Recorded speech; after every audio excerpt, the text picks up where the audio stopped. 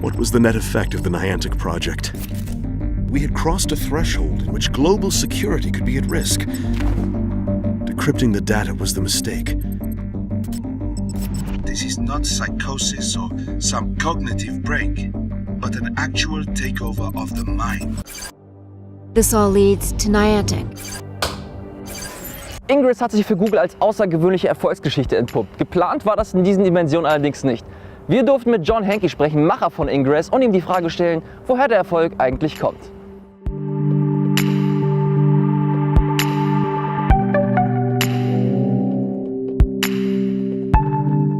Google Ingress ist ein Phänomen, das im Herzen der Videospielszene nicht wirklich existent ist. Das mag vielleicht an den Umständen liegen. Bei Googles Augmented Reality App handelt es sich um ein Mobile-Spiel, das zudem kostenlos ist. Dennoch, oder vielleicht genau deswegen, wurde der Titel bereits über mehrere Millionen Mal heruntergeladen. Die App erfreut sich entsprechender Beliebtheit. Dabei sollte alles zunächst ganz anders laufen. Ingress und Google Earth-Vater John Hanke wollte mit dem Niantic Lab Studio ein Spiel auf eigene Faust aufbauen, ehe Google dazwischen kam. Nachdem ich jahrelang an Google Earth und Google Maps gearbeitet hatte, wollte ich an etwas arbeiten, das ungefähr das wurde, was Ingress jetzt ist. Ich habe also damals diese Idee dem Management bei Google vorgetragen und gesagt, dass ich das außerhalb von Google machen will. Mir wurde dann vorgeschlagen, ich soll intern eine Gruppe zusammenstellen, um diese Vision zu verwirklichen. Ein Geniestreich von Google und Larry Page.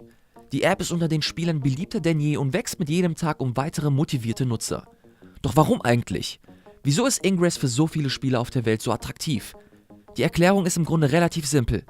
Augmented Reality und Google Maps. Well, I spent a long time, many years working on maps and working on Earth. Ich habe viele Jahre an Maps und Earth gearbeitet und mir genau angeschaut, welche Informationen man dort auf der Oberfläche darstellen kann. Im Hinterkopf hatte ich aber immer die Idee, ein Spiel zu machen.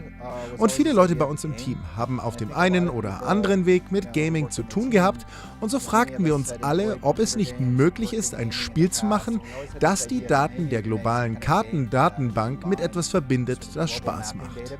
Als Smartphones immer populärer wurden, wurde die Idee geboren, dass es ein Spiel wird, das nicht nur auf einer Karte stattfindet, sondern draußen in der echten Welt.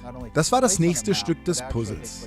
Als wir das mit einbrachten, sahen wir das Potenzial für Spiele, die man draußen spielt, wo man sich viel bewegen und interessante Orte besuchen muss. Ich fand das einfach sehr ansprechend. Ich liebe Videospiele, aber ich liebe es auch zu wandern und Sport zu treiben. Die Idee, diese beiden Sachen zu vereinen und dann ein Spiel darum zu stricken, das auch noch eine soziale Komponente hat, wo man eben auf Erkundungstour geht und neue Orte entdeckt, fand ich einfach klasse. And playing a social game with other people, but combine that with exploring and going to new places you haven't been before and seeing cool sights. I just thought those things together would make an awesome experience. Doch was ist Google Ingress genau für ein Spiel? Im Grunde könnt ihr euch das gesamte Universum als ein riesiges MMO vorstellen. 2 Fraktionen, die Resistance und die Enlightened, kämpfen um die Eroberung einzelner Kartengebiete. Ein Gebiet wird erobert, in dem mehrere Portale eingenommen und anschließend verlinkt werden. Der Clou? Die Gebiete sind nicht in einem virtuellen Raum, sondern in der realen Welt existent.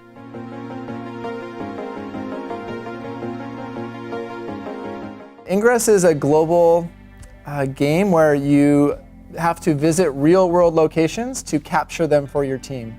Ingress ist ein globales Spiel, wo man bestimmte Punkte in der echten Welt besuchen muss, um sie für sein Team einzunehmen. Es ist so ein bisschen wie Capture the Flag. Du musst auch Energiekügelchen einsammeln, wodurch es ein wenig wie Pac-Man ist. Du hast die Kartenansicht und bewegst dich durch die Straßen, um die Energie einzusammeln. Es gibt auch einen Strategieaspekt bei dem Spiel, wo man verschiedene Orte so verbindet, dass sie Geraden und Dreiecke ergeben, damit man Punkte für das eigene Team bekommt. Man muss also ein bisschen nachdenken und sich mit anderen Leuten abstimmen. Es gibt einfach viele mögliche Arten, wie man dieses Spiel genießen kann und die unterschiedlich Menschen ansprechen. Manche Leute möchten einfach nur im Park spazieren gehen und ein paar Punkte ablaufen, wer anders mag den ganzen kompetitiven Aspekt und versucht, die meisten Punkte für sein Team zu holen. Und wiederum andere wollen ein bisschen helfen und mit anderen Spielern sich treffen. Das macht Ingress interessant, weil es eben unterschiedliche Arten gibt, es zu spielen. So I think that's what makes Ingress interesting, is that there's different ways to play it.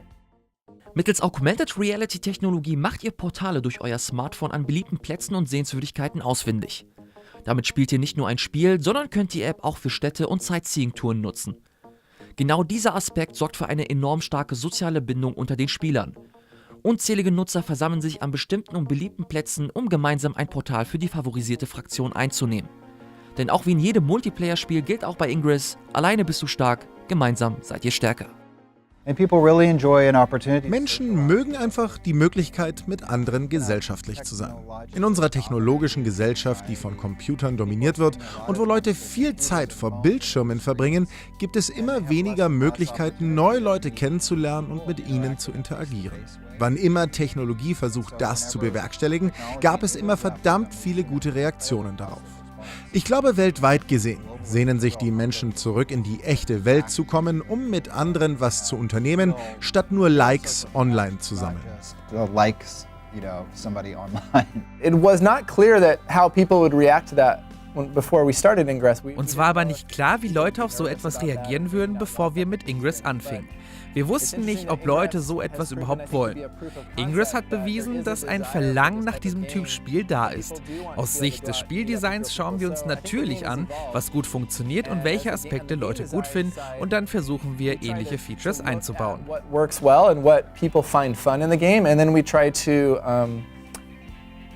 add more features like that. Der soziale Aspekt ist mittlerweile so stark, dass aus den Zusammenkünften der Spieler große Events veranstaltet wurden, den sogenannten Anomalien. So treffen sich Nutzer aus der ganzen Welt, um an den Events teilzunehmen und mit vereinter Kraft möglichst viele Portale einzunehmen.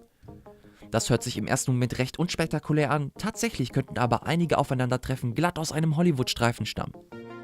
For a long time, I was really enamored of this operation called Operation Ode to Joy, which Eine Zeit lang war ich total gefesselt von einem Einsatz namens Ode to Joy, wo sich mehr als 1200 Agenten aus 2 Dutzend Ländern koordiniert haben, um ein Widerstandskraftfeld für ganz Europa zu erschaffen. Manche haben da echt verrückte Sachen gemacht, wie zum Beispiel mit einem kleinen Floß auf eine kleine Insel auf einem See zu kommen, oder haben einen Berg bestiegen, um am Gipfel ihr Portal zu verlinken. Es ist einfach Wahnsinn, dass sich 1200 Menschen koordiniert haben, ohne dass wir irgendwie eingegriffen haben.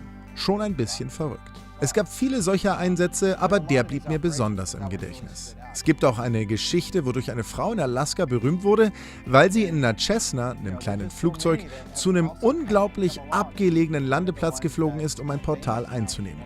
Dieser Einsatz kam nur dadurch zustande, dass ihre Fraktion dafür Geld gesammelt hat, damit sie dieses Flugzeug mieten konnte. Sie hat online erzählt, dass als sie den Punkt erobert hatte und zum Flugzeug zurückkehrte, ein Sturm aufzog und der Pilot Angst hatte, dass das Flugzeug vereisen würde und sie nicht starten könnten. Sie hat es gerade noch geschafft, aber das ist schon irgendwie wie so eine Art Agentengeschichte. Sie war quasi Jason Bourne für einen Tag. Ziemlich cool. And so she got out just in time, and it's like a spy story. I mean, for her, she was like Jason Bourne or some like secret agent that day. So that's, that was an amazing one. Trotz großer Beliebtheit ist Ingress so gut wie kommerzfrei. Google verlangt kein Geld für die App und auch In-App-Käufe sucht man vergebens. Dadurch bringt die Applikation bis auf ein paar Sponsor-Deals so gut wie kein Geld ein. Das macht uns stutzig. Sind eventuell die Daten der Nutzer für Google interessanter als einfaches Geld? Well, obviously privacy is important to Google. Niantic as part of Google operates under the Google Terms of Service. Privatsphäre ist natürlich wichtig für Google. Niantic ist Teil von Google und dementsprechend haben wir die gleichen Vorgaben bzw. müssen uns daran halten und können Nutzerdaten nicht anderweitig weitergeben oder nutzen. Also was machen wir dann mit Nutzerdaten? Hauptsächlich helfen Nutzer uns mit Ingress, indem sie Portale erschaffen. Es gibt mittlerweile über 3 Millionen Portale im Spiel, die identifiziert, fotografiert und dann bei Google eingereicht wurden. Diese Daten nutzen wir nur als Teil des Spiels. Wir wurden schon gefragt, ob wir die Laufwege der Menschen nutzen, um die Daten bei Google Maps zu verbessern. Das haben wir noch nicht gemacht. Es ist möglich, dass das hilfreich sein könnte bei der Verbesserung von Google Maps, aber bis jetzt haben wir das nicht gemacht. It's possible that could be helpful in improving the Google Maps, walking paths database, I suppose, but it's not something that we've done so far. Ingress' Faszination erschließt sich für Außenstehende nur sehr schwierig. Der Erfolg gibt der App und dem Team von Niantic Labs allerdings recht. Und das soll noch lange nicht alles gewesen sein. Mit Endgame steht bereits der nächste unkonventionelle Titel aus dem Hause Google vor der Tür.